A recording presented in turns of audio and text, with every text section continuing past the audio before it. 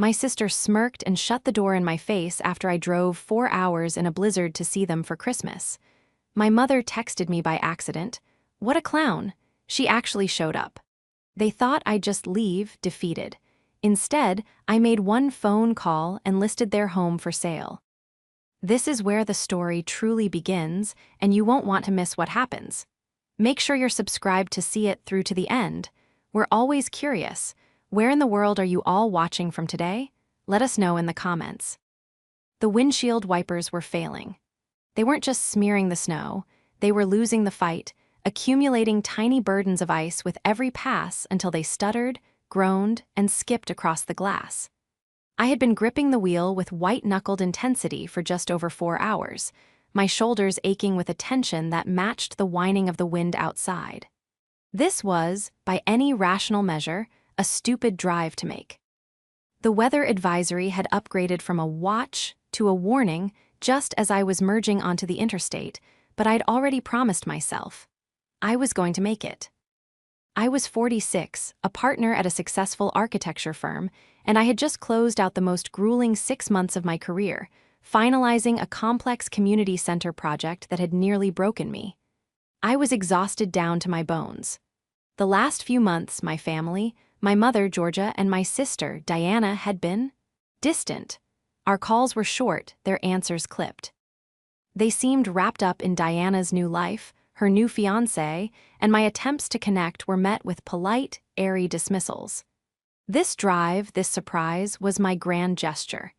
It was me, pushing through my own exhaustion to prove that we were still a family, that I was still their daughter, their sister. The trunk was filled with gifts I'd spent weeks curating. A professional, high-end camera for Diana to help with her social media influencer career. A first-edition set of classic novels for my mother. A ludicrously expensive espresso machine for the kitchen. I had bought these things to earn the smiles I felt I had been missing.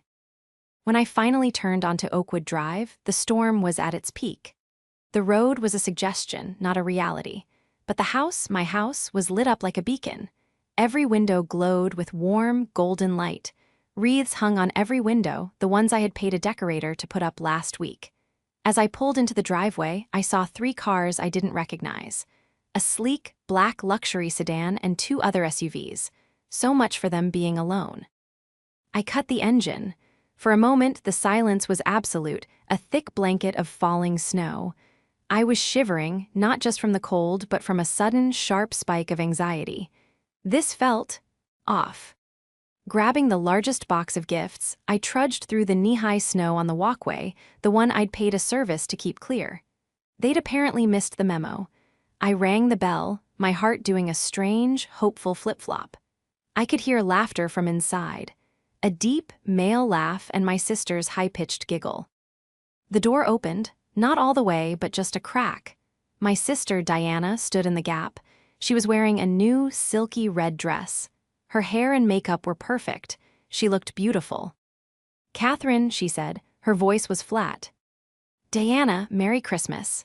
I tried to boom, to inject the cheer I so desperately wanted to feel.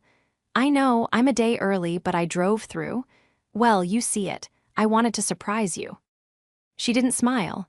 She just looked at me, her eyes flicking over my snow-caked coat and the heavy box in my arms. Then, the corner of her mouth pulled into a slow, deliberate smirk. "Didn't you hear?" she said, her voice dripping with a saccharine pity that felt more like acid. "We're keeping it small this year." I blinked, the snow stinging my face. "What? Small, but I see other cars, I hear." "Just us," she said, cutting me off. The smirk widened. "Julian, my fiancé, thought it would be best if it was just our core family. It's been so stressful. We'll call you in the new year." "Okay." Before I could form a word, before I could even process the phrase core family, she pushed the door closed. The click of the deadbolt sliding into place was louder than the storm. I stood there for at least a minute, maybe more. I was completely, profoundly numb. I could still hear the laughter inside. The smell of roasted garlic and pine was seeping through the doorframe. My family was in there, celebrating Christmas without me, in the house I bought for them. No one else came to the door, not my mother, Georgia, No one. My arms were shaking, the box suddenly weighing 1,000 pounds. I turned around. I walked back down the unshoveled path, each step a monument to my own stupidity. I got back in my car, the engine still warm. I put the gift box on the passenger seat, a silent, mocking companion. I didn't cry, I just drove. The numbness was a shield. I only made it 20 minutes, the blizzard too dangerous to navigate with the fog that was now clouding my vision. I pulled into the near-empty parking lot of a 24-hour pharmacy, a lone island of light.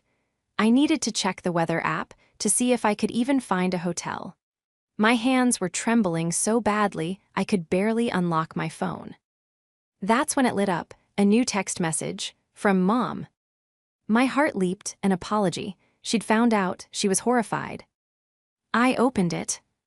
The message wasn't for me. It was clearly intended for Diana, or perhaps a group chat I was not a part of. It read, "What a clown, she actually showed up." The numbness didn't just break, it shattered. It was replaced by something so cold and sharp it stole my breath. Clown. I had just risked my life, driving 4 hours through a blizzard to bring gifts to the people I loved who were living in the house I provided. And I was a clown for showing up. I looked at the text, then at the box of expensive gifts on the seat beside me. The closed door was a rejection. The text from my mother was the proof that I no longer had a family. The only hotel within a 5-mile radius that had a vacancy was a sterile, beige roadside inn. The clerk looked at me with pity as I checked in, a single woman caked in snow on Christmas Eve. The room smelled like industrial cleaner and old cigarettes. I dropped my keys on the fake wood grain desk and sat on the edge of the stiff, polyester bedspread. The gifts I'd hauled from the car sat on the other bed, a sad monument to my own delusion. The camera, the books, the espresso machine I'd nearly broken my back carrying to the door. All of it felt like evidence from a crime scene, the scene of my own humiliation. I was alone on Christmas Eve in a terrible hotel, eating a bag of stale pretzels from the vending machine for dinner. The sheer, pathetic isolation of the moment was overwhelming. I felt a wave of self-pity so strong it made me nauseous. I thought about my father. He had been dead for 15 years, but it was his pragmatic, steady love that had inspired me to go into architecture. He was the one who had taught me to be self-sufficient, to build things that last. He had loved this family. He would be destroyed to see what it had become. This wasn't just a snub. The text message proved that. This was a coordinated, malicious exclusion. They had planned this. They had discussed it. They had laughed about the possibility of me showing up, and then laughed when I actually did. My anger was a cold, hard thing, settling in my stomach. I picked up my phone. My thumb hovered over my mother's contact. I was shaking. I had to know. I had to hear her lie. I texted her. I assumed that message wasn't for me. The reply came back almost instantly. The 3 little dots didn't even have time to dance. "Oh, honey, you saw that? My goodness. That was a typo. I was talking about a character on a terrible Christmas movie Diana was watching. We were wondering where you were. Why didn't you come in? We waited for you." The lie was so blatant, so lazy, it was a profound insult. It was gaslighting of the highest order. She wasn't even trying to make it believable. "We waited for you." My fingers flew across the screen. "I was there, Mom. I rang the bell. Diana told me you were keeping it small and shut the door in my face." This time, the pause was longer. I could picture the scene. My mother, Georgia, looking at her phone, her eyes wide. Diana and her fiancé, Julian, looking over her shoulder. The frantic, whispered conference. What do we say? The reply was the final nail. "Well, you really should have called first, dear. It's just a very busy day. We're all very tired. Let's talk after the holiday. Merry Christmas." Dismissed, not just rejected, but dismissed like a petulant child. Let's talk after the holiday. After they had enjoyed the Christmas her core family wanted in the house I paid for.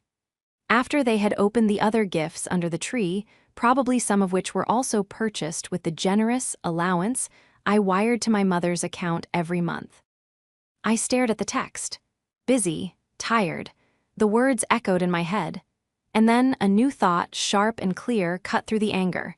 This wasn't my mother's normal passive-aggressive behavior. This was orchestrated. The language, core family, the coldness, the unified front, it all reeked of an outside influence. It reeked of Julian.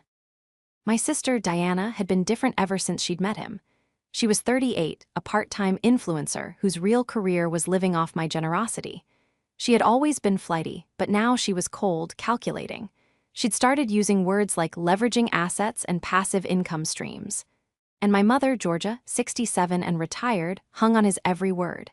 He was, apparently, a crypto investor, a self-made man who was teaching Diana how to be a power couple. A chill, colder than the blizzard, ran down my spine.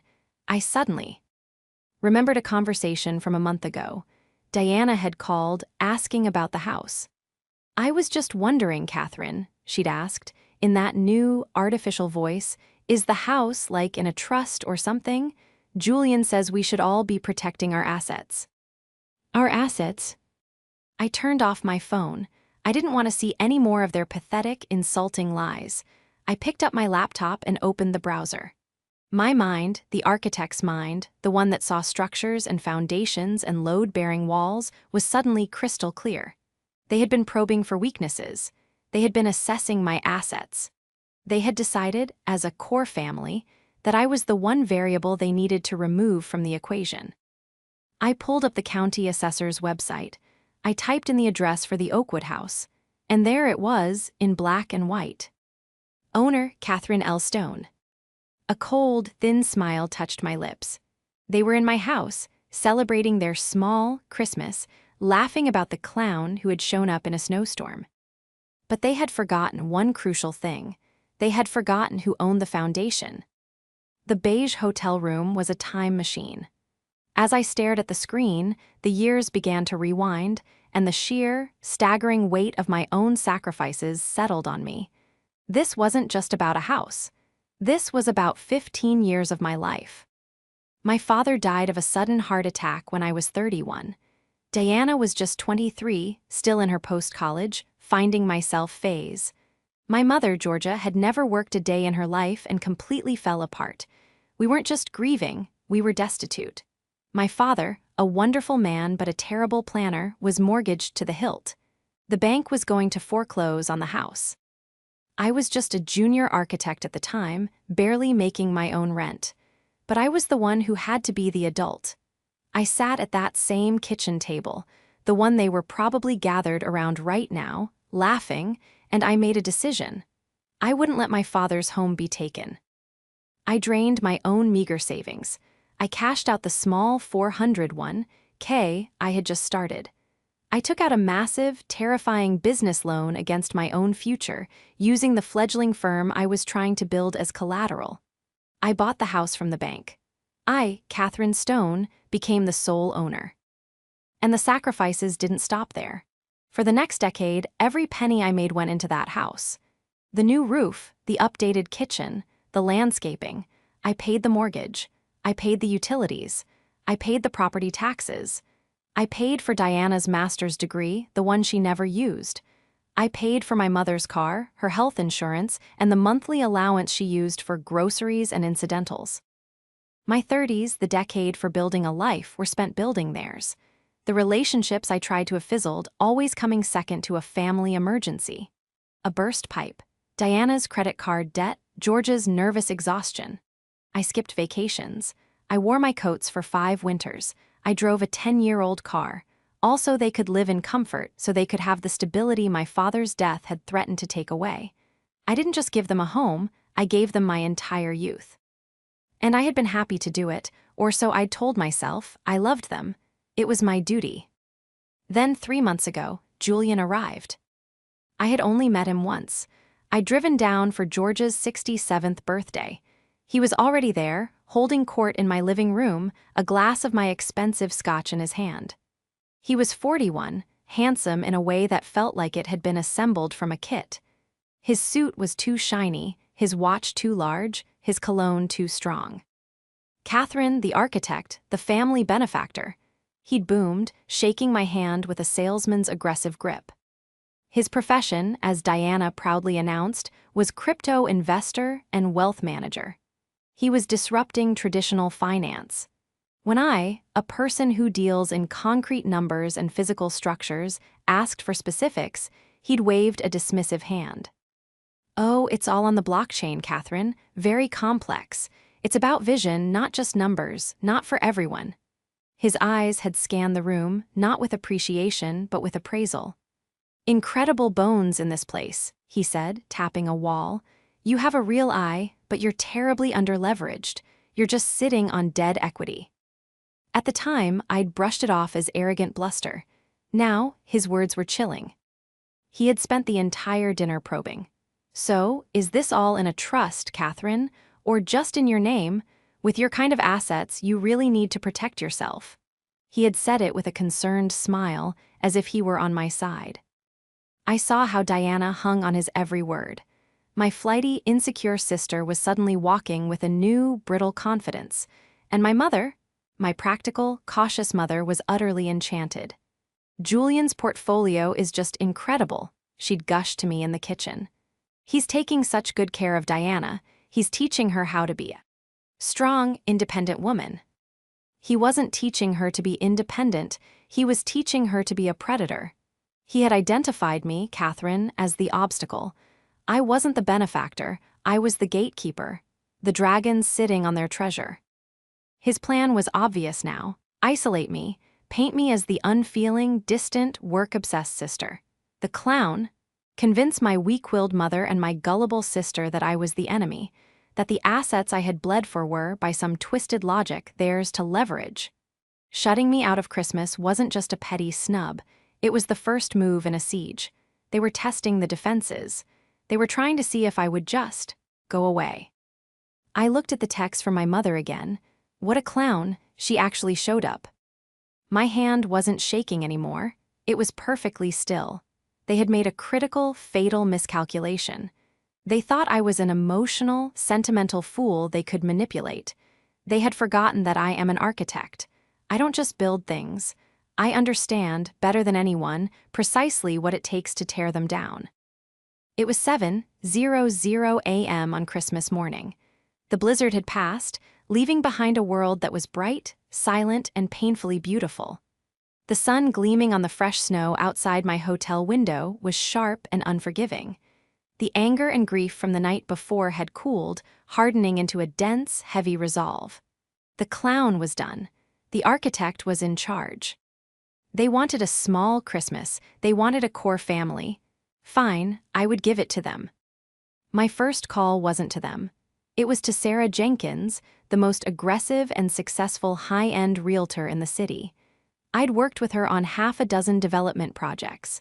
She was a shark, and right now, I needed a shark. She picked up on the third ring, her voice groggy. "Catherine, it's 7 a.m. on Christmas. Is the community center on fire?" "Merry Christmas, Sarah," I said, my voice perfectly even. "I have an unusual request. I need to list a property, today." "Silence, you're kidding. What property? One of the rentals?" "No," I said, looking out the window. "My family home, the one on Oakwood." The silence on the other end was profound. Sarah knew my story. She knew what that house meant. "Catherine, what on earth happened? Your family?" "My family is the reason I'm selling," I cut in. I didn't have time for emotion. "I need it active. I need the listing live by 9 a.m. Price it to move. I want a cash offer by the new year." "But, Catherine, the photos, the staging, I can't get a photographer out there today. It's impossible." A cold smile touched my lips. "You don't need one. My sister is a social media influencer. She posted about 24 high-resolution, beautifully staged photos of the house on her public Instagram feed last night." "What?" "She's done all the work for you. Our perfect, cozy Christmas Eve. Blessed. The tree is up, the mantle looks incredible. It's a Christmas miracle, Sarah. Go to her profile. Screen grab whatever you need. I want those pictures on the listing. I want them to see their own perfect Christmas on the for sale page." Sarah was quiet for a beat, and when she spoke again, her voice was all business. The shark was in the water. That is diabolical, I love it, but what about the listing description? I'll write it myself and email it to you in 10 minutes, I said. Just list it as vacant upon sale, 30-day close. My next call was to Ben Carter, my lawyer for 15 years. I left a voicemail. Ben, happy holidays. Apologies for the call. I'm enacting the plan we discussed 5 years ago, the exit strategy. I'm selling the Oakwood house. I am also formally evicting my tenants, Georgia and Diana Stone. I need the official notice to vacate paperwork drafted and delivered by a courier to the Oakwood address by tomorrow, the 26th. Yes, I'm serious. Call me when you get this. I had my exit strategy because Ben, a wise and cautious man, had seen this coming. 5 years ago, during a mortgage refinance, he'd warned me. Your generosity is a liability, Catherine. One day, they will see it not as a gift, but as a debt you owe them. You need a plan. Finally, I sat down at the hotel desk. I wasn't just an architect, I was a businesswoman. I dealt with contractors, zoning boards, and fraudulent developers. Julian was small-time. I opened my laptop and spent $500 on the most comprehensive, expedited background check a private service could offer on one Julian, last name unknown, crypto investor. Then I went to Diana's Instagram. It was all there, a gallery of her own betrayal.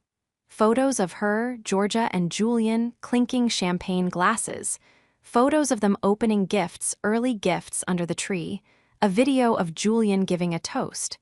To the future, he was saying, and to finally getting what we deserve. And there, in the comments from last night, Diana Stone official, to our new core family, the future is bright. G.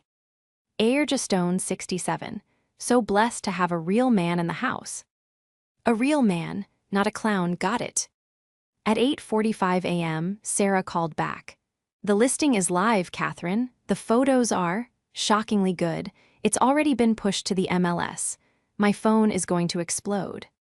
Thank you, Sarah, I said. Are you okay? She asked, the shark's voice softening for a moment. I've never been better, I said, and I meant it. I opened my email. There it was, the link to the live real estate listing. It was beautiful. The house looked stunning, all decorated for a Christmas they didn't want me at. The lead photo was one Diana had posted, a wide shot of the living room, fireplace roaring, the massive tree glittering, and all their gifts piled underneath. I opened a new group text. To Mom Diana, my fingers were steady. I typed one sentence. Since you both wanted a small Christmas, you won't be needing such a large house. I pasted the link. I hit send. I sat back on the hard hotel chair and took a slow, deliberate sip of the terrible room service coffee. The silence that followed was profound.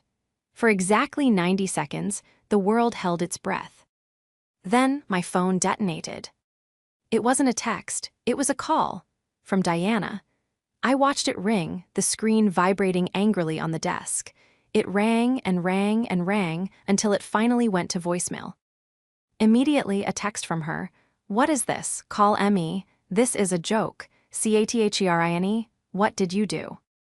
A moment later, a call from Georgia. I watched it ring too, voicemail. A text from Georgia. Catherine, this isn't funny. Take this down immediately. You're scaring us. It's Christmas. This is cruel. This was cruel, not driving 4 hours in a storm, not being turned away at the door, not the text message. This, my response. I let them stew in the digital pot I had just placed them in. I waited another 5 minutes, picturing the scene. The panic, the frantic, shrieking accusations, the realization that their perfect, cozy Christmas had just been shattered. Finally, Diana called again. This time, I answered. I put the phone on speaker and set it on the desk. The sound that came through was not a human voice. It was a shriek. What did you do? You maniac, what did you do? Good morning, Diana, I said calmly. I see you got my message. Take it down right now. You can't do this. This is OUR home. No, Diana, I said, my voice as cold and flat as the snow outside. It's my home, it's an asset. And as your fiancé, Julian, is so fond of saying, assets should be leveraged. I'm simply leveraging this one into cash. I heard a fumbling, muffled sound, and then a new voice was on the line. Julian. His voice wasn't the slick, charming drawl from the birthday party. It was hard, fast, and full of naked aggression. Now, you listen here, Catherine. You've had your little tantrum. You're upset. We get it. It was a misunderstanding. But this, he spat the word, is a very, very stupid and childish move. You're going to take that listing down right now, or you'll be hearing from my lawyer. I almost laughed. Your lawyer? On what grounds, Julian? That I'm selling my own property? I don't think so. I'm just a landlord and you're just, well, you're not even a tenant. You're a guest, and your stay is over. You can't just kick your family out on Christmas, he sputtered, his bravado cracking.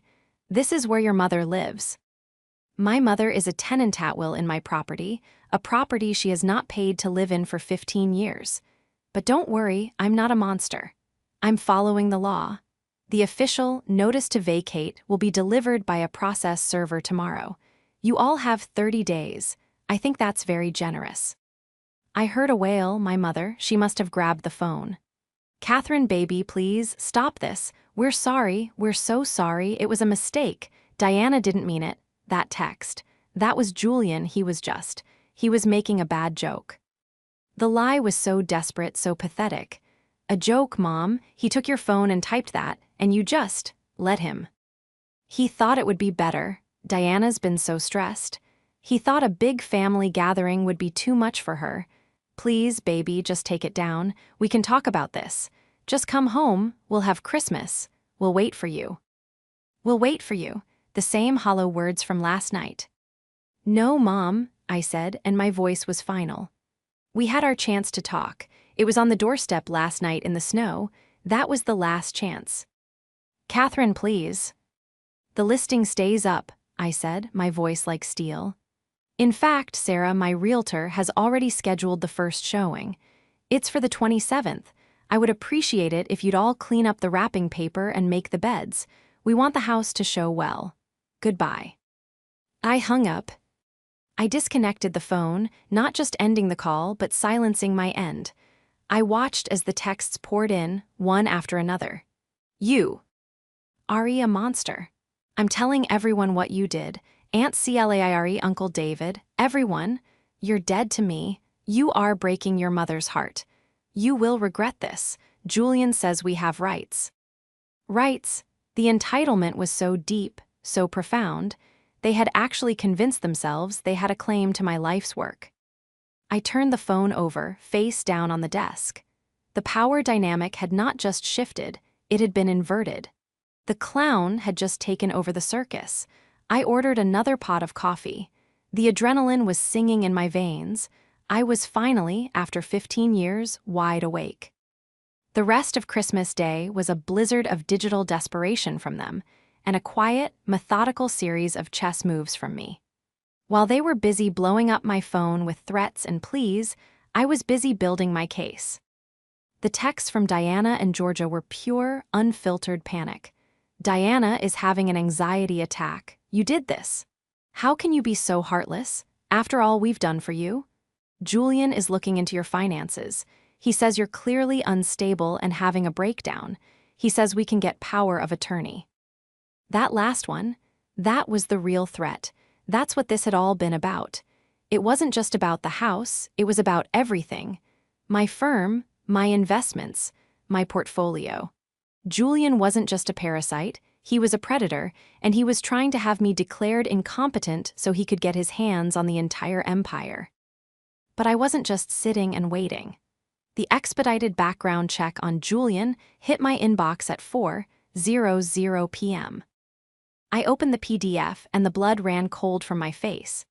Julian was indeed Julian Vance, 41, of Sarasota, Florida. He wasn't a crypto investor. He was a con artist. The report was explosive. 3 prior civil suits for fraud, all from women in similar positions, women with assets, often family homes. He would charm his way in, isolate them from their families, and convince them to invest their equity into one of his funds. The fund, of course, would vanish, along with Julian. He wasn't just a bad fiancé, he was a professional. This was his entire career. My family wasn't his first. I didn't hesitate. I wasn't just an architect, I was a businesswoman, I knew what to do. I spent the next hour on the phone with my lawyer, Ben. Ben, I said, this is no longer a civil matter. This is criminal.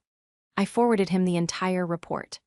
I want you to send this, along with a victim's impact statement from me, to the DA in Sarasota, and to the local police department here. He's a flight risk, and he's in this city right now, in my house, trying to coerce my family. Ben, usually so calm, was audibly furious. He's done, Ben said. I'll handle it, Catherine, you just stay put. But I knew they wouldn't stay put. The desperation would curdle into aggression. They wouldn't just text, they would come. At 6:30 p.m. on Christmas night, the pounding started. It wasn't a knock. It was a pounding, vibrating the thin walls of the hotel room.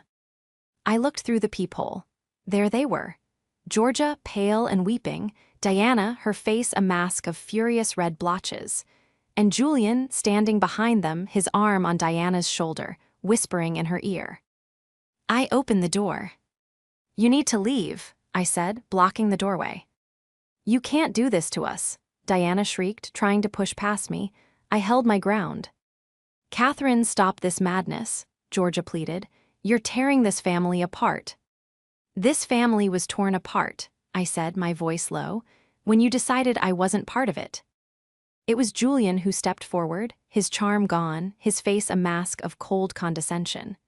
That's enough, he said, as if speaking to a child. We've all had a good laugh. You've made your point. Now you're going to call your realtor, you're going to cancel the sale, and you're going to apologize to your mother. And then we're going to discuss a real asset management plan. Starting with you signing the house over to Diana. It's time you did the right thing. He said it, he actually said it out loud. He wanted me to sign the house over. Diana nodded, as if this were the most reasonable request in the world. He's right, Catherine. You've had the house for long enough. It's my turn. This is my inheritance. My mother, Georgia, struggled. I saw it in her eyes. She looked at Julian, then at Diana, then at me. Catherine, she whispered, maybe we could share it. You could put it in all our names. The spell wasn't just strong, it was absolute. They had completely lost touch with reality. I looked at Julian. Unstable, wasn't it? That's what you told them, that I was having a breakdown and you needed power of attorney. Julian's face went white. What is she talking about, Juju? Diana asked, her voice suddenly small. I'm talking, I said, pulling my phone from my pocket, about the background check I ran on you, Julian. Or should I say, Julian Vance of Sarasota, Florida. I held up the phone, the PDF summary of the fraud allegations clear on the screen. I'm talking about the 3 other women you advised. The ones who also had family homes. The ones who invested with you and lost everything. I turned my gaze to my sister. He's not a crypto investor, Diana. He's a predator, and you weren't his partner. You were his mark. And then to my mother. And you, Mom, you weren't his ally. You were his collateral. He was going to strip all of us bare, starting with me, and he was using you to do it. The truth hit the hallway with the force of a physical blow. Diana looked at Julian, her face a canvas of dawning, horrified comprehension. Julian, is this true? He panicked. His eyes darted from me to Diana to the closed door of the elevator. He saw his exit. It's all lies, he hissed. She's jealous. She's trying to divide us. Diana, baby, she's just a sad, lonely old woman who can't stand to see you happy. That was the moment, the insult, the sheer, venomous cruelty of it. My mother, Georgia, who had been weak and weeping, suddenly found a spine I hadn't seen in 15 years. She looked at the man who had charmed her, and she saw him for what he was. Get out, she whispered, her voice trembling with a new, icy rage. Mom, what? Diana started. Get out, Georgia roared, pointing a shaking finger at Julian. Get away from him, my daughter. Now. Julian, for the first time, looked truly cornered. His mask of charm didn't just crack, it disintegrated. He saw his entire plan, his inheritance, all of it, turning to smoke. Fine, he spat, his voice a low snarl. He grabbed Diana's arm hard. Let's go, Diana, we don't have to listen to this. She's crazy. They're both crazy. We'll go to my condo. No, Diana yelped, trying to pull her arm free. The confrontation was spilling out of the hallway, drawing the attention of a man walking out of the elevator. The hotel lobby, one floor down, was visible through the atrium. It was a semi-public space, and we were the main event. Catherine followed them as they staggered toward the elevator bank. Hotel security, a large man in a quiet suit, was already ascending the stairs, alerted by the shouting.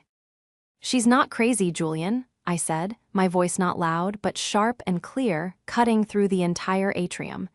She's just an architect, and she did her due diligence. I held up my phone, not for him, but for my sister. This is Julian Vance. He's wanted for questioning in 2 states regarding investment fraud. He's not going to a condo, Diana. He doesn't have one.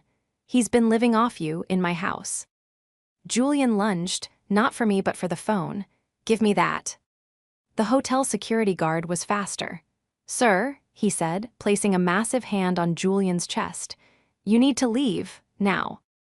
This was the final, devastating humiliation, being manhandled by hotel security in front of the women he had tried to swindle. His rage was volcanic. He looked at Diana, his face twisted in a mask of pure, unadulterated hatred. He was no longer looking at his fiancée, he was looking at a failed investment. You're a fool, he screamed at her, his voice echoing in the lobby. You're nothing, you're a washed-up, aging influencer with no talent and no money. You'll come crawling back to me. You hear me? You'll be begging me. Diana was frozen, tears streaming down her face. She was looking at the man she thought she loved, the man who had called her a queen, the man who had promised her their future. And she was finally seeing the monster I saw. Julian, you told me she was the enemy, Diana whispered, horrified. You told me she was trying to steal my inheritance. What inheritance, Diana? I said, stepping forward. There is no inheritance, there is just me. I bought the house. I paid the taxes. I paid for your car. I paid for your phone. There is nothing for him to take. He was just trying to get you to convince me to sell so he could invest the profits for you. Right, Julian, was that the plan? Julian, trapped in the guard's grip, just seethed. And then, Diana did something that surprised me. Her face, which had been weak and confused, hardened. She looked at the man who had just eviscerated her. With a trembling hand, she reached up and pulled off the gaudy, oversized engagement ring he had given her, a ring I now realized was almost certainly a cheap fake. She held it up. You're right about one thing, she said, her voice thick with tears and rage. I am a fool. She threw the ring. It skittered across the marble floor and disappeared under a potted plant. Go, she whispered. You'll regret this, he howled, as the security guard began to physically drag him toward the emergency exit. You'll both regret this, you're nothing. The guard shoved him through the door, and it slammed shut, plunging the hallway into a shocked, ringing silence. It was over. Diana slid down the wall, her legs giving out, and sank onto the carpeted floor. She buried her face in her hands, and her sobs were not the petulant cries of a spoiled child, but the agonizing, guttural sounds of someone whose entire world had been a lie. Georgia, my mother, was next to her, pale and shaking, her hand on Diana's back. She looked up at me, her eyes filled with a terrifying combination of shame, gratitude, and utter desolation. I just stood there, my phone still in my hand. The battle was over. The con man was gone, but the war, I realized, was just beginning. I did not let Julian just slink away into the night. As Diana and Georgia sat in a stunned, weeping pile on the hotel floor, I made one more call. I called Ben, my lawyer, again. He's been ejected from the hotel, Ben, I said. He's a flight risk. I want him picked up. That background check is more than enough for the local police to hold him for questioning on behalf of the Sarasota PD. I want him arrested. Justice wasn't just about exposing him to my family. It was about ensuring he couldn't do this to another family. Ben agreed. He made the calls. I would learn later that Julian Vance was arrested 2 hours later at the bus station, trying to buy a one-way ticket to Nevada. His crypto wealth was apparently non-existent. With that done, I finally turned my full attention to the two women huddled by the elevator. The adrenaline was gone, leaving behind a vast, cold emptiness. I walked back to my room. I left the door open. "Get up," I said, not unkindly. "You can't stay in the hallway." Like two obedient, terrified children, they followed me inside. They sat on the edge of the bed, the one still covered in the expensive gifts I had brought for them. The sight of the camera box made Diana flinch and cry harder. There was a long, terrible silence. Georgia was the first to speak. Her voice was a dry rasp. "Catherine, I don't know what to say, that text. Clown, Julian was." "He was what, Mom?" I asked, my voice flat. I sat in the desk chair across from them. "A judge, a CEO, not a daughter." "Was he holding your hand while you typed it? Was he whispering in your ear? He might have given you the words, but you're the one who hit send. You're the one who thought it. You're the one who stood by while Diana shut the door in my face." She stammered, fresh tears welling. "I was a coward, I know it. I was so dazzled by him, by the idea of Diana being taken care of, that I let him turn us against you. The only person who has ever taken care of us. I am so sorry, Catherine, what I did. It was unforgivable." Diana, for her part, couldn't even speak. She was rocking back and forth, muttering, I'm so stupid. "Yes," I said, agreeing with them both. "You were a coward, Mom, and Diana, you were stupid, you were greedy, and you were cruel, both of you. The smirk," I said, looking directly at my sister. "That was all you. Julian didn't teach you that." They both looked down, accepting the verdict. "So what happens now?" Georgia whispered. You'll take the listing down now that he's gone." I took a long, deep breath. "No." Their heads snapped up, their eyes wide with identical, panicked horror. "What?" Diana gasped. "But he's gone, we're sorry, we know." "He was the symptom," I said, standing up. "You two are the disease, the resentment, the entitlement. The belief that my life's work is your personal bank account. That is the problem. Julian just weaponized it." I walked to the window. The snow-covered city was pristine. "The listing is still active," I said. "The sale is proceeding. You have 30 days to vacate." "Catherine, no," my mother shrieked, lunging off the bed. "Please, it's Christmas. Where will we go? We have nothing." "You will go," I said, turning to face her, "to therapy. That's the only place you're going." They stared at me, confused. "This is the deal," I said, laying down the law. "The sale of the house is paused, not canceled. Paused, you have 30 days. In that 30 days, two things will happen. One, you will both individually begin intensive therapy with a financial psychologist to deal with your issues of dependency and entitlement. Two, we will all begin family therapy. Together. You will prove to me with actions, not with tears, that you are genuinely trying to fix what is broken in this family. You will find a way to contribute. Diana, you will get a job, a real one. Mom, you will take over the finances for the house, and you will present me with a budget. You will learn what things cost." I let the terms hang in the air. "If I see any backsliding, if I feel for 1 second that you are just playing along to keep the house, I will unpause the sale, and you will be out. Am I clear?" They nodded, speechless. Not with relief, but with the cold, hard understanding that their lives had, in an instant, changed forever. The free ride was over. "I am going home," I said, grabbing my coat and my keys. "My real home, my apartment in the city. I will expect a call from a therapist with a scheduling confirmation by Monday." I walked out of the room, leaving them there with the gifts, the shame, and the consequences. I didn't look back. I checked out of the hotel. The air outside was frigid and clean. The sun was shining. The drive back was on clear, salted roads. The storm had passed. I turned on the radio, and for the first time in as long as I could remember, I didn't feel angry or sad or burdened. I felt light. I had lost the fantasy of a family I had been clinging to for 15 years. But I had finally and completely reclaimed myself.